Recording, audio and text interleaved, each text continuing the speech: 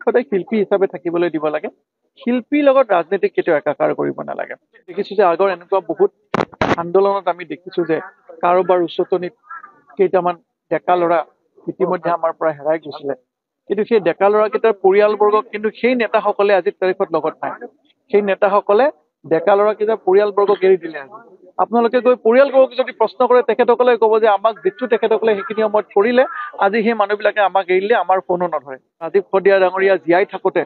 সেই ব্যক্তিসকলে কিমান তেখেতসকলৰ কাৰণে কৰিলে তেখেতৰ পৰিয়ালৰ কাৰণে কৰিলে সেইটোহে প্ৰশ্নৰ বিষয়